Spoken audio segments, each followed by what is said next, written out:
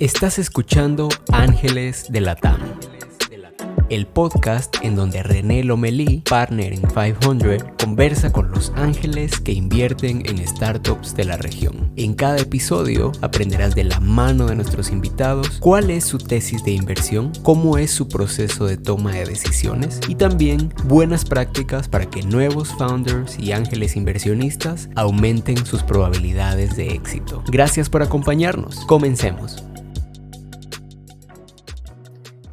Bienvenidos y bienvenidas a este nuevo episodio de Ángeles de Latam. Nuestro invitado de hoy es Rafael Barroso.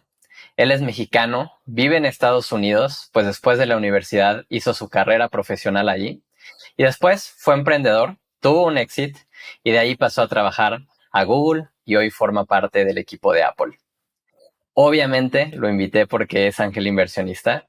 Es ángel inversionista en 17 compañías. Algunas de ellas son Alima, Foodies, Squad, Neuscience, Mavity, Finch y varias más.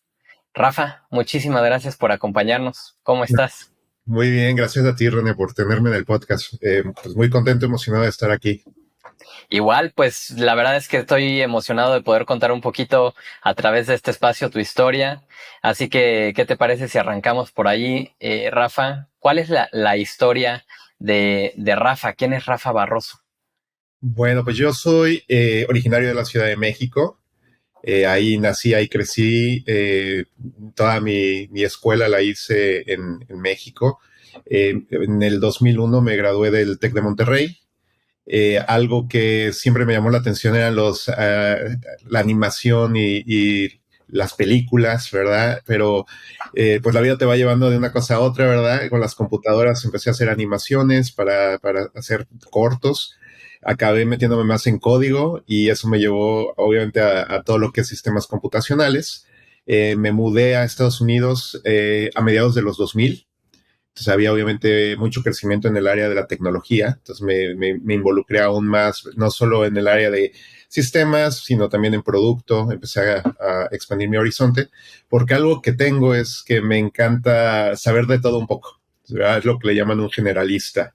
Y la verdad es que pues me encanta aprender de cosas nuevas y brinco de una cosa a otra, no me puedo estar quieto. Eso es mucho de mi personalidad. Y pues en el área de sistemas se da esa oportunidad de estar involucrado en diferentes industrias, en diferentes aspectos de los productos. Y yo creo que eso poco a poco me llevó al camino del emprendedor. En mi familia ya se había dado, no se ve muy seguido, ¿verdad? Pero que no lo percibimos así, ¿verdad? Tener restaurantes o tener negocios que no tienen que ver necesariamente con tecnología. No son vistos como un venture, ¿verdad? Pero bueno, yo crecí en una familia que abrió varios negocios, entonces también tenía por lo menos ese conocimiento, ¿verdad? De cómo se construye algo de cero. Con el tiempo acabé, como lo mencionaste, fundando un par de empresas, una que pues como todo, ¿verdad? No funcionó, y la segunda que por una combinación de factores, ahí en Estados Unidos, ¿verdad? Un buen timing, un enfoque en una industria interesante, pues se dio, ¿verdad? Que la empresa creciera y tuviéramos éxito. Pero hoy en día, pues sigo siendo alguien que me encanta meterme en cuestiones, ¿verdad? De distintas tecnologías, empresas, y eso se alineó mucho a volverme un mentor y un ángel inversionista. Participé primero como mentor en varias aceleradoras. El mismo mundo del startup te absorbe, ¿verdad? Y bueno, empecé a crear relaciones en aceleradoras como Techstars. Hay aceleradoras locales aquí en Nueva York donde vivo, como ERA o el Entrepreneurs Roundtable Accelerator. Otros como Starta, Y Combinator. También el tiempo que estuve en Google me ayudó mucho a conectar con founders. Y bueno, eso me llevó a empezar, como decías, a involucrarme ya como angel investor, de mentor pasas a ángel. Y bueno, estamos en eso desde hace aproximadamente 5 años. Y es algo que lo veo más que nada como, yo no soy inversionista profesional, lo veo como entre hobby, ¿verdad? Pero como algo que me gustaría enfocarme a largo plazo, precisamente por ese sabor de brincar a una cosa a otra, saber de todo un poquito, absorber esa energía que tienen los founders, ¿verdad? Y regresarla. Yo creo que eso es lo que más me apasiona de todo esto. Súper. Rafa, mencionabas la segunda empresa. es la que funciona y es en donde eres como emprendedor exitoso, ¿no? Hoy muchos inversionistas, una de las cosas que buscan como parte de su proceso de selección tiene que ver con encontrar emprendedores que estén en su segunda o tercera, cuarta experiencia emprendiendo. En tu caso, desde el lado de la mesa del emprendedor, ¿cómo describirías que haber fracasado una vez te ayudó hacia tu segundo emprendimiento? Claro, bueno, como emprendedor, ¿verdad? Los fracasos los ves más bien como pequeños peldaños, ¿verdad? Para lo que sigue, ¿no? Es más que motivante a veces, ¿verdad? El querer demostrar que, bueno, eso falló, pero sí se puede. Lo más importante, yo creo que en ese mundo del ecosistema, ¿verdad? Es que cuando tú creas tu primera empresa, aunque falle, pasas por toda esta práctica de hacer relaciones, ¿verdad? Con inversionistas, empiezas a entrar a la dinámica de hacer pitch, empiezas a tener obviamente ideas de cómo expandir el negocio y todo eso es muy transferible a tu siguiente empresa, ¿verdad? Porque muchas de estas relaciones, aunque la empresa no funcionó, eran muy fuertes. Nosotros como equipo les caímos muy bien, se dieron cuenta que había mucho talento, mucha pasión, ¿verdad? Y muchos de los inversionistas nos dijeron, sabes que esta idea no, pero ¿por qué no regresas después y hablamos, verdad? Si traes otra idea, la revisamos. Entonces creamos esa reputación de tener esa energía, de estar buscando cómo innovar. Y esa reputación nos ayudó porque cuando llegamos con la segunda idea, la que sí pegó, digamos, pues inmediatamente nos conocían, ¿verdad? Ya teníamos ahora sí que el background, ya tenemos una relación, era mucho más fácil entrar a esas redes de inversionistas. Y número dos, como mencioné, también ya te sabes un poquito, qué errores en el momento del pitch, en el momento en que estás planeando el producto, la expansión, ya sabes un poquito qué cosas evitar, ¿verdad? ¿Qué falló en la primera empresa que tal vez, bueno, por novatos, ¿verdad? Caímos en algunas prácticas que falta de planeación, cosas así, empiezas a pulir más, ¿no? Y todo eso te ayuda que la segunda o tal vez la tercera, la cuarta empresa, pues ya tenga ese impacto que necesitas para llevarla al siguiente nivel. ¿Cómo en qué año es cuando estás emprendiendo, Rafa? Bueno, yo llegué a vivir a Estados Unidos, a San Antonio, Texas, en el 2007. Por ahí del 2010 fue cuando empecé, ahora sí que salir del trabajo y empezar a, ya sabes, discutir ideas, hacer algunos prototipos. La primera empresa fue fundada finales del 2010, la que digamos no pegó. Y bueno, esto se dio al mismo tiempo que había un crecimiento en San Antonio, Texas, ahora sí que en el pensamiento del emprendedor, ¿verdad? Porque San Antonio no tenía una presencia como hub tecnológico. Y bueno, había algún par de empresas que la habían hecho como Rackspace en aquel entonces. Y bueno, querían empezar a formar ese ecosistema, ¿verdad? De fundadores, inversionistas, mentores y todo conectado con un ecosistema aún más grande de empresas grandes de tecnología. Al final eso se dio más en Austin, no se dio tanto en San Antonio, pero yo estuve, por suerte, en la incepción de eso, ¿no? Entonces había coworking spaces que yo nunca había visto uno, ¿verdad? Yo dije, ¿qué es esto? Pero eso también ayudó mucho a que se empezaran a dar esas conversaciones, conocer gente. Mi tercer socio o co-founder, conectamos, ¿verdad? Lo conocimos en este coworking space. Y bueno, de ahí salió ya la empresa que se llama Par Level y bueno, ahora sí que la hizo pues mucho mejor, ¿verdad? Que la primera que habíamos intentado. Y bueno, eso es el 2012, es cuando estamos fundando la empresa. En el 2013 entramos a Techstars, nos acelera muchísimo obviamente esa experiencia, ¿verdad? Te acelera en todo como producto, como marca y bueno, como también una fuente de opciones para los inversionistas. Y bueno, establecimos ya bien, ¿verdad? Con clientes y todo más o menos para finales del 2013. Y bueno, ya de ahí al 2014, ¿verdad? 2015, todo se fue ya más crecimiento, ya sabes, contratación, vimos la empresa, yo no me la creía, ¿no? De repente estás contratando, tu equipo va creciendo y creciendo y bueno, ni te das cuenta, ¿verdad? Parpadeas y ya tienes pues una empresa en forma, lo que era 4 personas en un closetcito, codo a codo, codeando, ¿verdad? Y te das la vuelta y bueno, hay una oficina, hay ya procesos y muy interesante, ¿verdad? Cómo se va dando todo eso.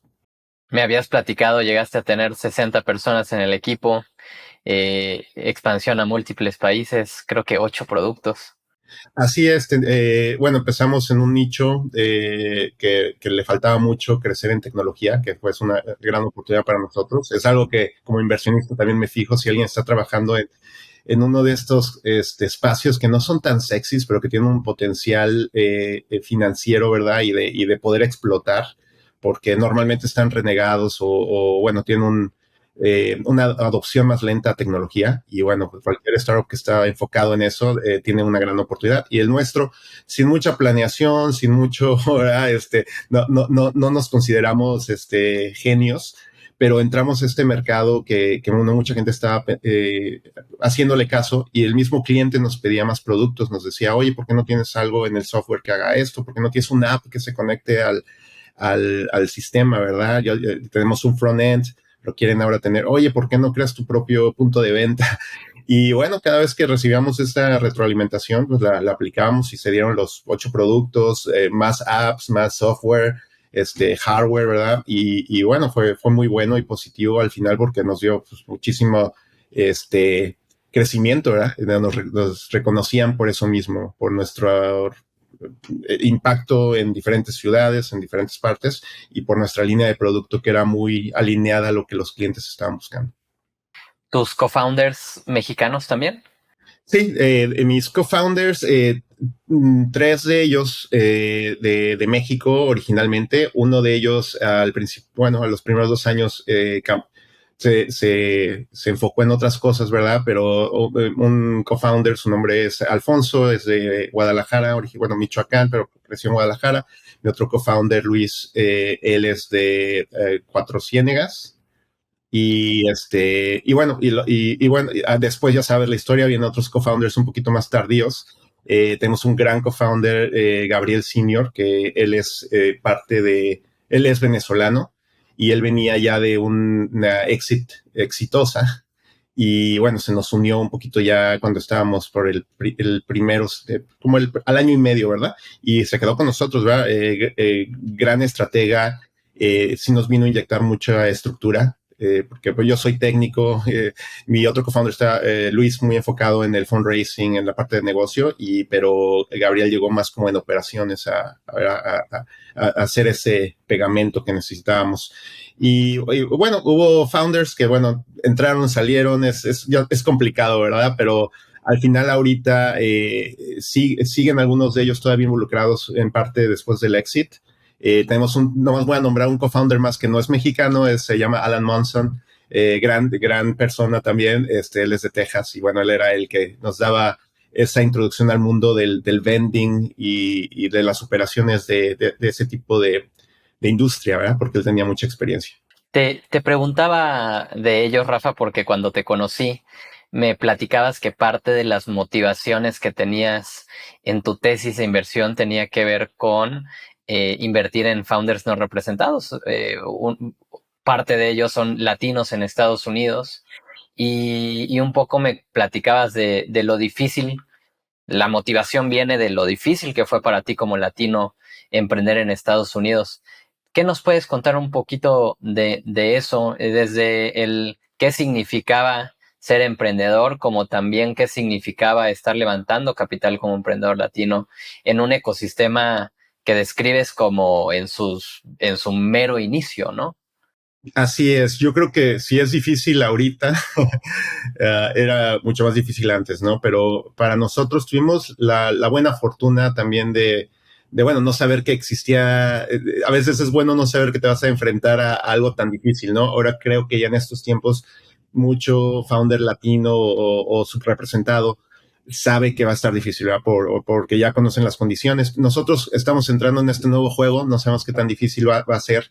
Yo creo que se da no solo en el área de la inversión, en el área obviamente de la tecnología en general, ¿verdad? Y que, bueno, muchos startups obviamente ahí viven. Hay muy poca representación, ¿verdad? Del latino del founder de color, de la founder mujer. Y bueno, para nosotros sí fue una experiencia complicada, porque digo, en San Antonio no es una cultura muy, pues digamos que mezclada con la cultura mexicana, entonces hay mucho inversionista que viene de México, ahí no hay tanto problema, ¿verdad?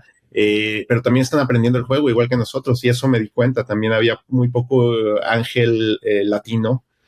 Había lo que estábamos hablando nosotros normalmente con la gente de que nos conectaban de la lista de Texas, ¿verdad? Que esas conexiones vinieron de la aceleradora, donde nos presentaba, mira, un grupo de ángeles en Austin, aquí puedes ir a hablar con este inversionista en California, y tuvimos suerte en la primera ronda, yo creo, de que éramos como que los new kids on the block, ¿no? Éramos los nuevos y, oye, traen esta idea, nos apoyó mucha gente, la verdad, mucha gente en esa primera ronda, pero te diría que la mitad eran con un background latino o hasta inversión directa de México.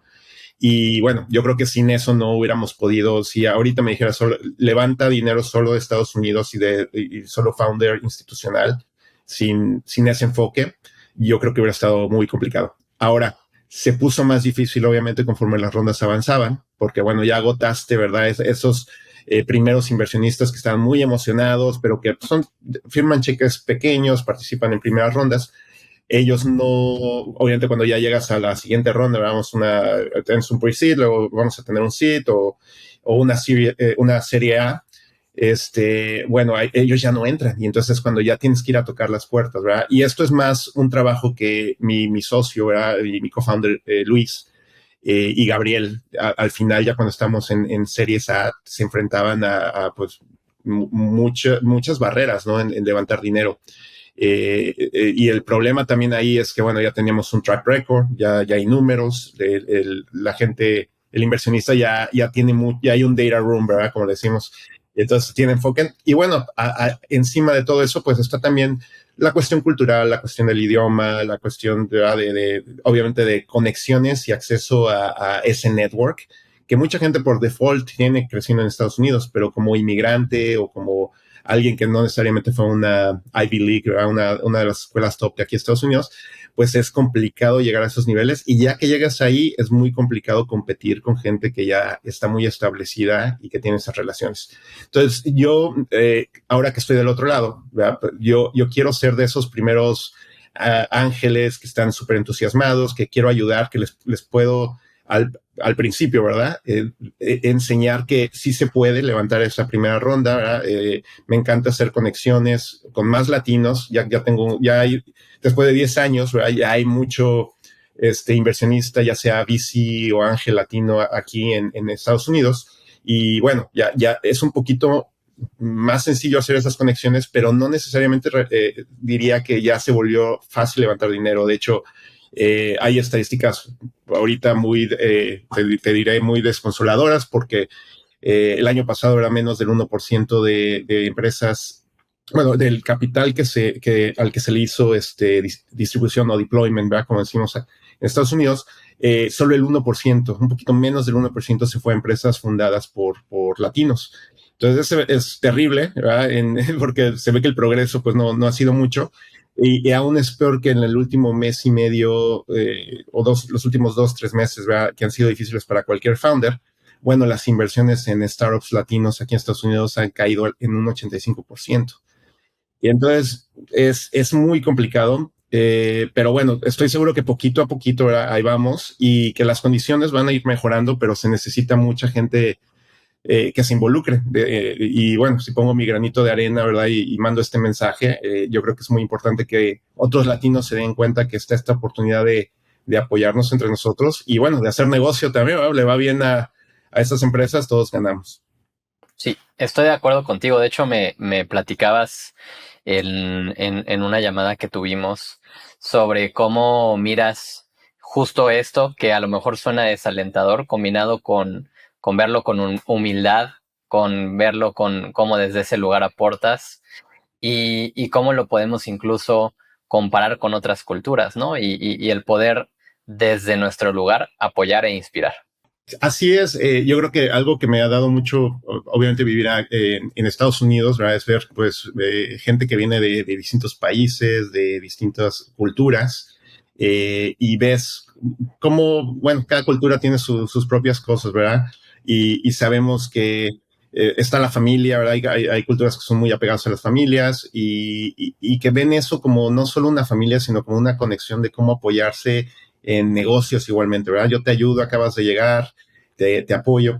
Hay comunidades muy grandes aquí de distintos países, ¿verdad? Israel, la India, donde inmediatamente si alguien trae ideas de cómo fundar una empresa, se le involucra casi, ¿verdad? Inmediatamente y empiezan las rondas con todas estas conexiones para empezar a hablar de la idea, empiezan a reclutar dentro del mismo círculo y luego levantan dinero dentro del mismo círculo, ¿verdad? Entonces, por ejemplo, la comunidad, yo vivo en Nueva York y la comunidad de Israel pues es muy fuerte. Ellos a veces nunca tienen que ir afuera de su círculo para levantar dinero porque tienen un network, una red muy fuerte y estructurada. Y hay muchas culturas aquí así. Están los rusos, están la gente, ya lo mencioné, de la India.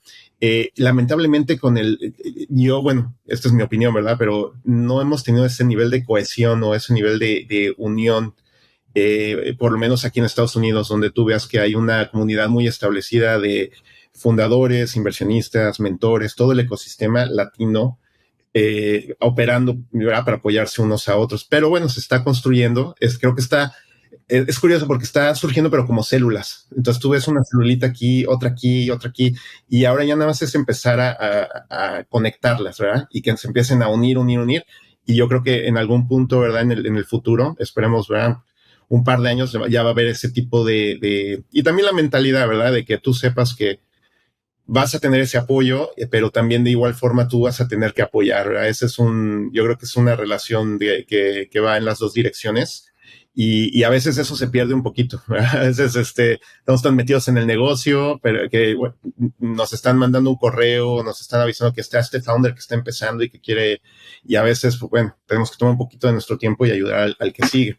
Y yo creo que esa es la estructura que necesitamos, ¿verdad? Algo que te lleva a ese tipo de dinámica, pero estoy convencido de que lo vamos a lograr por los pockets que estamos viendo, ¿verdad? En todo Estados Unidos y en Latinoamérica igualmente.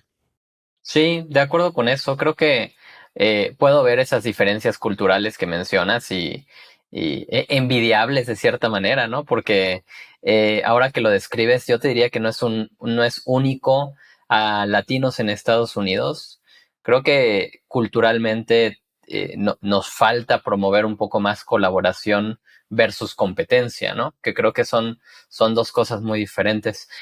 Rafa, cambiándote un poquito de tema, me encantaría escuchar tu historia ahora de cómo inicias como inversionista. Hace rato mencionabas un poco de tu involucramiento como mentor y que el acercamiento con estando dentro de Google fue parte de eso, pero ¿cómo empiezas y cómo dirías que te empiezas a empapar de los temas que al final del día tienen que ver con cómo funciona una inversión, cómo hacerla, cómo aprendiste a empezar a navegar a pesar de que dices no soy un profesional en esto, ¿no? Claro, bueno, mi primer contacto, obviamente, como cuando era founder, ¿verdad? Lo vi todo muy de lejos, pero bueno, conceptos fueron cayendo, ¿verdad? Que es una term sheet, ¿verdad? Que es lo de la evaluación y más o menos, pero siempre he aplicado a mi empresa, nunca lo vi como algo que fuera a yo aplicar en el futuro para entender, ¿verdad? Cuáles son las condiciones en las que nosotros estamos levantando dinero, cuál va a ser el beneficio para los founders, qué se está llevando el inversionista.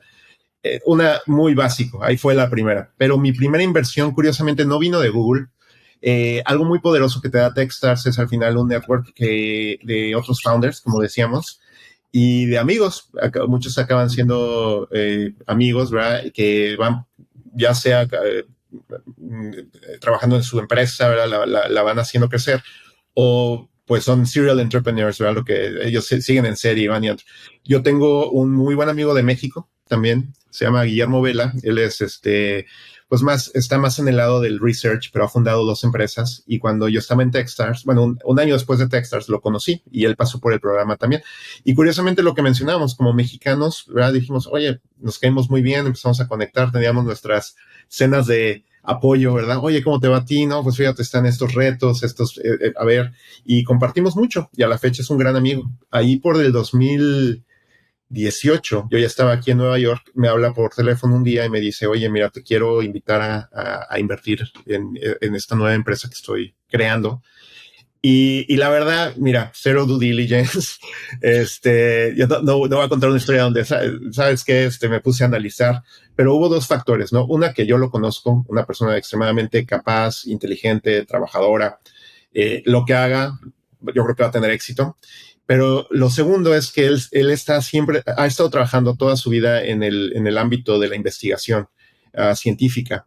Y su startup me encantó porque era aplicar AI, ¿verdad? O inteligencia artificial a buscar nuevos tratamientos para cáncer, para tumores cancerígenos. Y bueno, me pareció súper interesante, ¿verdad? En todos los aspectos, porque dije, mira, si mi dinero, ¿verdad? De alguna forma, más que se haga un 10x, ¿verdad? O me regrese, tiene que ver algo, aunque sea tantito, con que estos tratamientos, ¿verdad? Tengan éxito y tengan un impacto en el mundo. Yo ya estoy feliz, ya dejé mi marca, ¿verdad? Entonces yo lo vi así, no lo vi como, bueno, como hago dinero. Inmediatamente le dije que sí, me quiso dar el pitch y yo, bueno, lo oí, me dio el pitch muy formal. Fue la primera vez que estuve sentado del otro lado como alguien que, bueno, tiene que tomar una decisión, ¿verdad? Y me encantó y bueno, se hizo la primera inversión, creo que fue de $10,000 en aquel entonces. Curiosamente fue un poquito antes de COVID. Entonces fue mi primer contacto con, bueno, el ciclo, ¿verdad? De, bueno, te presento la empresa, te platico qué problema estoy tratando de resolver. Y bueno, ayudó mucho que yo conocí al equipo, ¿verdad? Ese es mi primera inversión. A la fecha, la empresa se llama New Science. Guillermo ha estado contratando gente extraordinaria de universidades de gran nivel aquí en Estados Unidos, como consejeros, como su suite ejecutiva, ¿verdad? Y yo creo que va a lograr grandes cosas. Obviamente esto del ángel toma tiempo y lo entendemos así, ¿verdad? Y esto fue apenas hace unos cuatro años. Pero me encanta la historia de mi primera inversión porque, bueno, es todo bueno, ¿verdad? Es un gran amigo.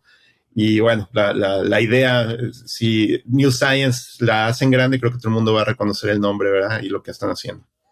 Este podcast es traído a ti gracias a Descubre.vc, la plataforma que consolida las noticias del ecosistema de startups en LATAM. ¿Quieres estar al tanto de todo lo que sucede en nuestra región? Entra a Descubre.vc y regístrate hoy. Continuamos.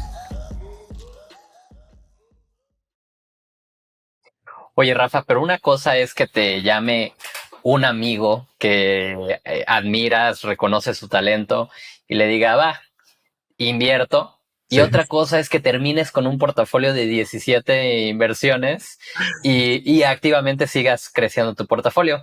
¿Cómo es que pasas de este amigo me llama, invierto, a empiezo a construir un portafolio? Pues, fíjate, mi segunda inversión fue otro amigo, igual, otro de Texas. Y yo dije, bueno, así va a ser ahora, ¿verdad? Me van a contactar otro amigo, Sean Higgins, él sí de Estados Unidos, me habló la misma historia, ¿verdad? Estábamos platicando mucho tiempo acerca de qué quería hacer él después de había tenido una exit parcial de su empresa anterior. Y platicamos mucho y un día me dice, voy a tratar esto, voy a fundar esto. Me habla como a los 6 meses, me dice, Rafa, estoy levantando dinero. Igual lo conocía perfectamente, me encantó la idea. Es una aplicación para para enfocar tu tiempo en cosas que valen la pena en la vida. Se llama Better You. Y dije, bueno, entonces fue el segundo. Dije, voy a replicar este modelo lentamente. Esto fue probablemente 6 meses después de apoyar a Memo. Y bueno, lo que pasó ahí es que despertó ese interés en mí, ¿verdad? Bueno, ¿qué más hay allá afuera?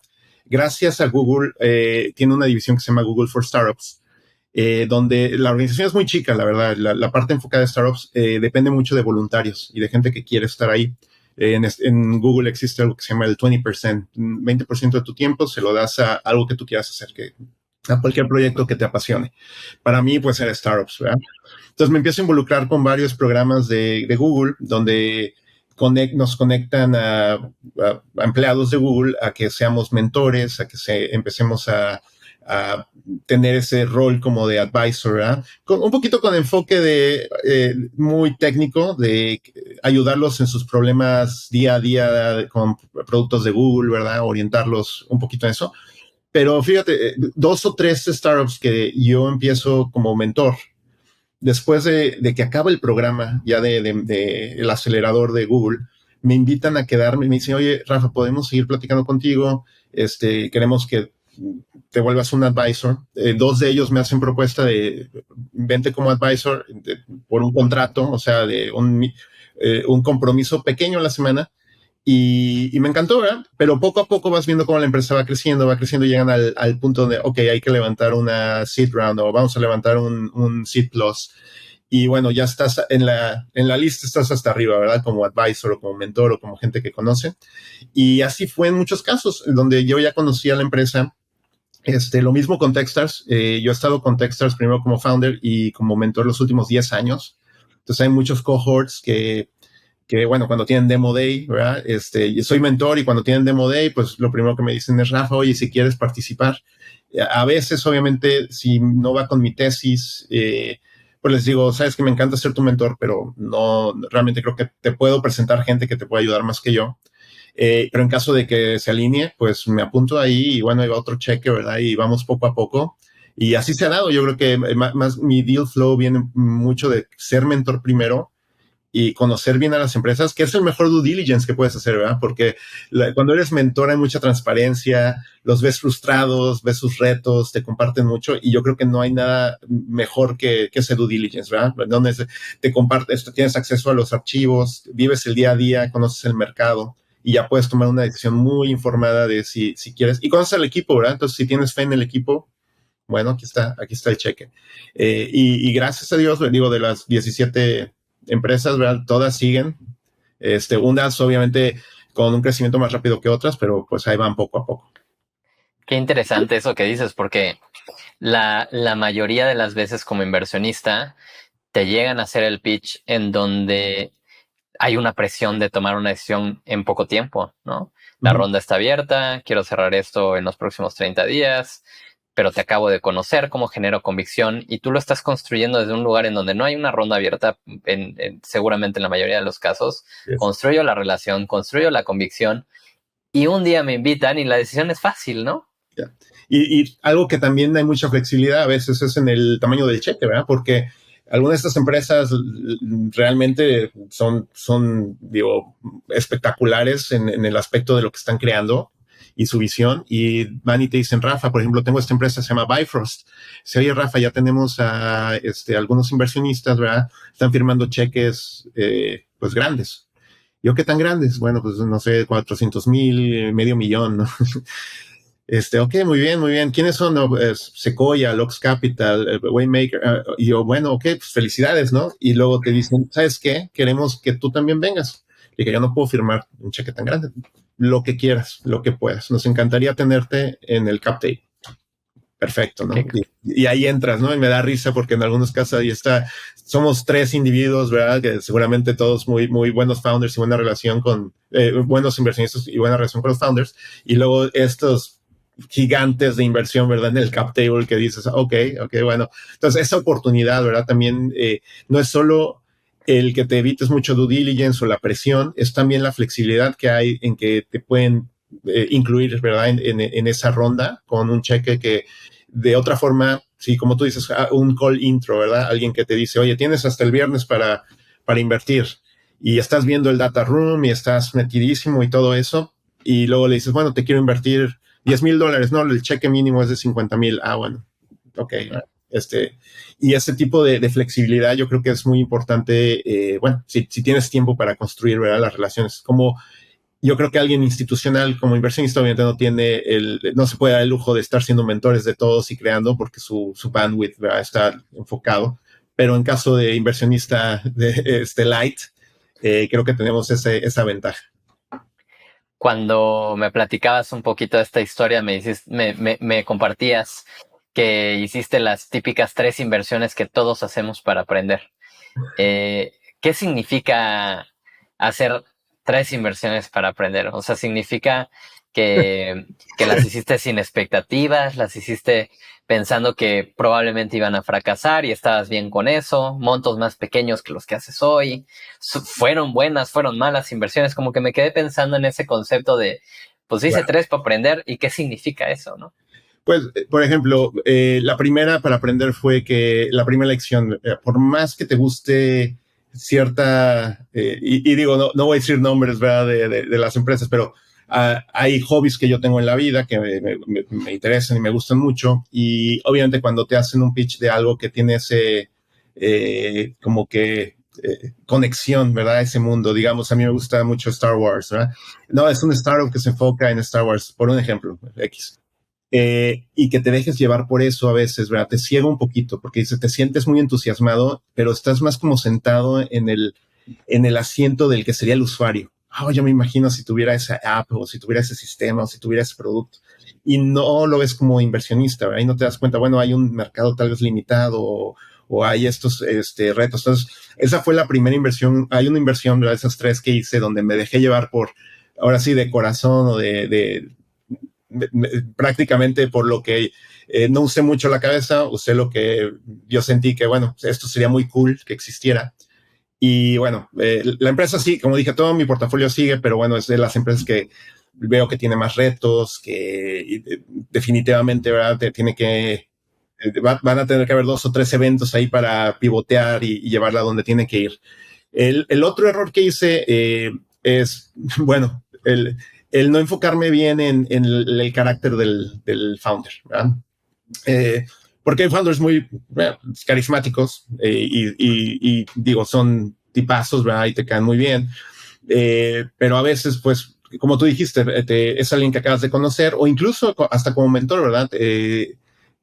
Tenía yo oportunidad de conocerlos un poquito mejor como personas o conocerlos y me fui por ahí en lugar de conocerlos mejor como founders y como gente de negocios. Y bueno, ahí también el desconecte es que ves como el enfoque a veces no se da completamente en el producto, en la empresa, se da un poquito más en el aspecto social o ahora sí, de self-promotion, ¿verdad? De promoverse ellos y cosas así. Y a veces dices, bueno, habrá sido la opción correcta. Vemos el data room, vemos crecimiento muy lento. El revenue va poquito a poquito, lo celebran, ¿verdad? Como si fuera increíble, pero tú que estás viendo todo el panorama de otras empresas, pues te das cuenta, ¿no? De que hay un poquito de drag, como decimos, ¿no? Va atrás. Entonces ese es el segundo, ¿no? Entonces mi lección ahí fue, bueno, te podrán caer muy bien, son muy buenos para tomarte una cerveza, pero también evaluar, ¿verdad? Esas capacidades y qué tan enfocados van a estar en la empresa y cuáles son las razones por las que están haciendo esto, ¿no? Es porque quieren estar en el mundo del startup, que es muy llamativo, ¿verdad? Que te da ese título, o es porque realmente creen en lo que están construyendo y cómo va a impactar eso a una sociedad. Entonces, ese es mi segundo, ¿verdad? Y el tercero, el tercer error, obviamente, que este es el más común, yo creo que tenemos, ¿verdad? Pues es el no tener idea de la industria. Vienen, te hacen un pitch y dices, oye, es que se oye increíble, pero yo no sé nada de esa industria. No te preocupes, es una industria que está creciendo mucho. Vas y le preguntas a un par de amigos o conocidos, oye, ¿qué tal? Sí, yo creo que sí, no te ponen mucha atención, ¿verdad? Les mandas eso y te dicen, bueno, yo no invertiría, pero y tú dices, bueno, es que tal vez la industria va para allá. Y yo creo que ese es el más común de lo inversionista a veces, de salirte de un poquito de tu... Y no está tan mal, la verdad. A veces pienso que es bueno experimentar. Tienes que diversificar, ¿verdad? Tratar un poco, no puedes quedarte todo el tiempo, ¿verdad? En la misma inversión. Luego empieza a haber mucho overlap y dices, no te puedo invertir a ti porque al invertir a alguien que está haciendo algo muy parecido. Entonces tienes que empezar a extender esas opciones. Pero a veces, si no sabes nada de esa industria en absoluto, sí, mi recomendación es que no te involucres. Número uno, porque el founder no va a poder sacar lo mejor de ti. No hay nada que te puedas aportar, ¿no? Entonces ya desde ahí. Número dos, tú no vas a poder entender mucho cuáles las condiciones del mercado, dónde está la oportunidad, si hay cualquier reto o problema, conoces a alguien en la industria que que los pueda asesorar. No, entonces yo creo que esos startups que están haciendo cosas en industrias donde tú no tienes ningún background o conexiones o network, es mejor, aunque parezca que van a ser millones y unicornios, a veces es mejor dejar que sigan su curso, en mi opinión, ¿verdad? Pero esos son los tres. Entonces yo creo que tiene que ver con, no lo hagas por algo que te estás, como resumen, no lo hagas nada más porque te apasiona tú ser un usuario de ese producto. Número dos, conoce bien al founder en todos los aspectos que se crea esa relación. Y número tres, pues invierte en lo que sabes, ¿no? Que creo que es como que regla de oro. Pero sí, esos son mis tres. Y tengo tres de esos, o sea, de tres en mi portafolio o tal vez hasta más. Pero aprendí y la verdad yo creo que mis últimas 5 o 6 inversiones han sido mucho más curadas. Yo creo que ya siguiendo esta tesis de evitar esos tres errores, más aparte una tesis que tengo yo, ¿verdad? De enfocarme en ciertos tipos de founders y ciertas áreas de tecnología. Platícanos un poquito, justo lo iba a conectar con tu tesis de inversión y creo que es un buen momento de que nos lo cuentes. ¿En qué cosas te estás enfocando? ¿Cuáles las industrias en las que te gusta invertir? Ticket promedio, etapa, etcétera. Claro que sí. Mi tesis es primordialmente software, ¿verdad? Y bueno, puede venir en el aspecto de un SaaS, de una plataforma SaaS. Me encanta todo lo que sea supply chain, por ejemplo, supply chain, e-commerce, marketplaces, retail en general, ¿verdad? Es un mundo donde entiendo mucho. Me encanta también todos los que estén trabajando con alguna forma de darle automatización a procesos de infraestructura en la nube, ¿verdad? Crear infraestructura, monitorear infraestructura, todo lo que es data, ¿verdad? Recolectar data, ordenar data, analíticos, pero con una función y un caso de uso. No hacerlo por solo hacerlo, sino que estén resolviendo un verdadero problema. Y eso es medio agnóstico. Eso es a través de todas las industrias, pero si tiene que ver con data, es algo que como te decía, me gusta aprender de todo y si la entrada va a ser data, eso me gusta mucho. Las otras dos que me gustan mucho y que la verdad, siento que van a ir creciendo, ¿verdad? Es food tech. Me gusta todo lo que tenga que ver con food tech en distintos aspectos. Desde, bueno, aplicaciones que tienen que ver con modelos de entregas, ¿verdad? De productos, hasta realmente cómo puedes estandarizar procesos dentro de una cocina o dentro de tiendas de autoservicio. Y la otra que me gusta mucho ahorita es Future of Work, ¿verdad? Todo lo que es Future of Work, cómo puedes empezar a crear mejores ambientes de trabajo, cómo puedes contratar mejor, cómo puedes crear networks que te ayuden a hacer match de la mejor persona en tu equipo para el mejor task, ¿verdad? O también cosas fuera de las empresas, ¿verdad? Future of Work, ahorita pues hay mucho software para contratistas, pero que funcione, ¿verdad? Que aplicando AI, haga esa magia, ¿verdad? De alinear bien a la gente correcta con el trabajo correcto. Entonces, esos son en donde me enfoco. Luego tengo otra capa de filtro que es, solo invierto en founders de color y founders mujeres. Entonces, aquí en Estados Unidos, por ejemplo, digo, en LATAM no habría problema, podría invertir en todos.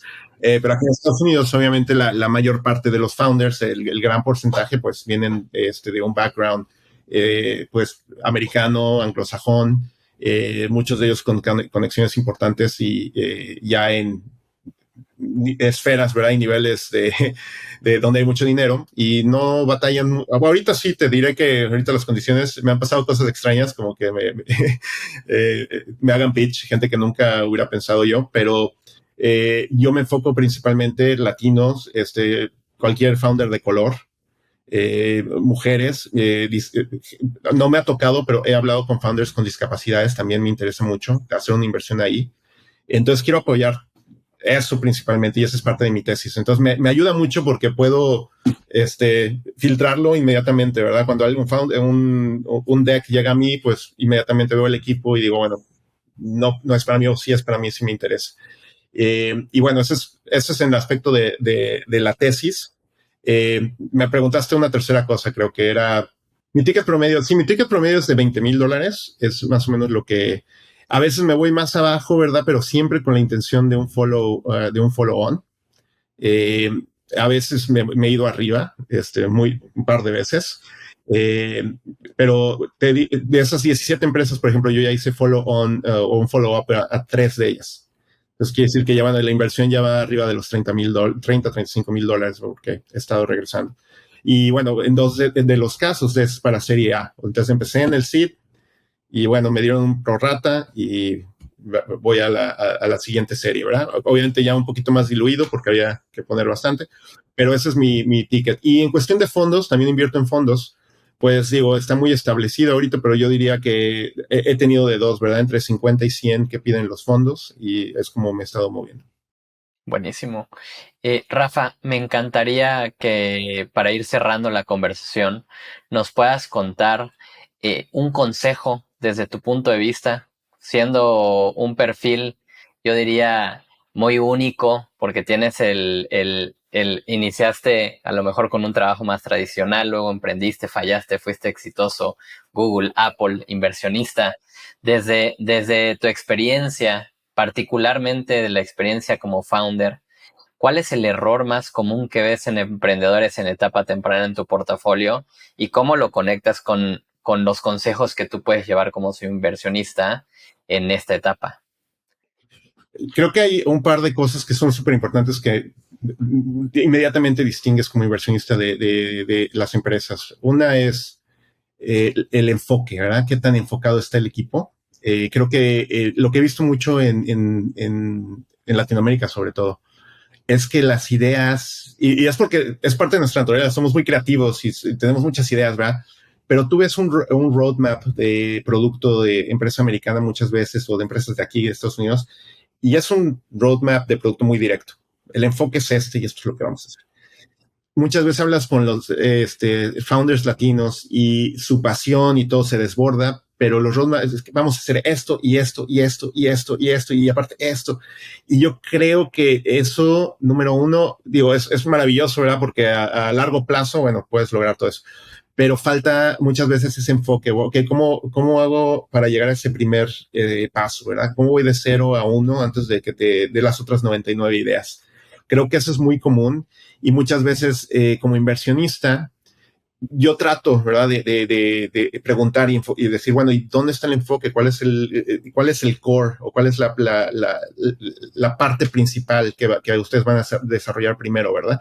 Entonces a veces es difícil entender las ideas, aunque son para ellos es que tiene sentido y ha de tener sentido, ¿verdad? Cuando lo vives día a día, pero hay demasiado ruido y hay demasiadas cosas que podrían ser, ¿verdad? Como le dicen aquí en Estados Unidos, el pie in the sky y el smoke and mirrors y todo eso está. Entonces, enfoque, yo creo que eso es número uno. Y luego, el enfoque también de igual forma en enfocarte en tu empresa a veces y no estar tanto, veo también mucha participación de latino de que, bueno, salió un panel, vamos a hablar, salió conferencia, vamos a tal conferencia y está, y yo entiendo, hay que promover, always be racing, decimos, ¿no? Y tienen que estar en eso, pero a veces sí notas cuando ves los números, ¿verdad? Oye, tu tracción, el progreso de la empresa, y pones eso en una balanza y dices, mucho proyección, LinkedIn, conferencias, ¿verdad? Y dónde está el revenue, ¿verdad? Entonces eso es muy importante para mí y se da mucho en el latino, yo creo, como que nos gusta eso también de salir y somos muy sociales, ¿verdad? Entonces tendemos a irnos eso. Yo, por ejemplo, cuando yo estaba en mi empresa, yo creo que nunca fui a un evento ni una plática. De hecho, este podcast ha de ser como el segundo que he hecho y ahora ya que ni soy founder, ¿no? Entonces me enfocaba mucho, un enfoque de esto tiene que estar y lo vamos a hacer. Y el segundo, que es muy común también, que yo veo es falta de preparación. A veces hay una falta de preparación. El pitch está muy bonito, el deck, ¿verdad? Lo pulieron, pero sale una pregunta y bueno, no hay una respuesta que aquí el americano, los founders muchas veces tienen como 40 slides en el apéndice, ¿no? Donde, qué bueno que me preguntas eso y pum, sacan el slide exacto que tiene la respuesta, ¿no? Los founders latinos he visto que hay un poquito menos de eso, de ese tipo de preparación al máximo, ¿no? Donde prácticamente puedes batear cualquier cosa que te hagan pitch los inversionistas A veces también noto en la falta de preparación, hablo con algún founder latino y digo, oye, ¿dónde está tu data room? ¿Me pasas tu link? No tenemos data room, o sí, claro, y te mandan un spreadsheet, ¿no? Y bueno, todo ese tipo de preparación de artefactos y bueno, y de tu pitch y todo eso, creo que está muy pulido de este lado, pero veo todavía, a veces se descuida ese aspecto en founders, y no solo latinos, Brian, en general, Sí. inmigrantes aquí, todos batallamos un poquito con entender cómo se vende la empresa. Sí. Coincido contigo de entrada con respecto al foco. Yo siempre he pensado que el foco es una decisión binaria. ¿Hago esto que está alineado a mi objetivo, sí o no? Y si la respuesta es sí, lo hago. Si la respuesta es no, no lo hago, ¿no? Y con respecto a esto último que comentas, definitivamente también lo he visto en donde por acelerarte, a lo mejor no es un tema de no querer estar preparado, es querer hacerlo ya. Definitivamente te topas con esas conversaciones donde se nota esa falta de a lo mejor horas de planeación y en donde incluso pides algo y vuelve hasta dentro de 1 o 2 semanas después porque claramente se fueron a construir lo que les pediste, ¿no? Sí, y por ejemplo, cuando en mi caso siento que yo soy muy light y a veces hasta me siento bien de que les pedí un data room porque fue el pretexto para que lo formaran, ¿verdad? Y ahora que ya van después a hablarle a tal vez a alguien institucional, bueno, ya lo van a tener listo, ¿no? Y yo digo, bueno, ahí dejé mi contribución, ¿verdad? Mi granito en preguntar eso, en decir algo, porque van aprendiendo a base de esas experiencias. Perfecto. Pues Rafa, nos quedamos con esa última reflexión. Hay que dedicarle tiempo, hay que ser profesionales para poder vender la empresa. Mil gracias por tu tiempo, Rafa. Gracias por acompañarnos en este episodio. No, Si alguien quisiera platicar contigo, ¿cómo te pueden contactar? Me pueden contactar por LinkedIn o por mi correo. Me pueden mandar un correo a rafaelbarroso@gmail.com. Gracias, René. Un placer haber tenido esta plática y estamos en contacto. Muchas gracias. Pues para los que nos escuchan, yo soy René Lomelí. Gracias por acompañarnos en un episodio más de Ángeles de la TAM. Me puedes encontrar en LinkedIn y si eres un ángel inversionista que te gustaría estar en este espacio platicando conmigo, por favor escríbeme directo y me encantaría coordinarlo. Nos vemos la próxima semana en el siguiente episodio. Esto fue Ángeles de la TAM. Si te gustó el episodio, ayúdanos a compartir esto con más personas y síguenos para mantenerte al tanto de la siguiente conversación. Búscanos en redes sociales como @500latam y @descubrebc. Gracias por acompañarnos.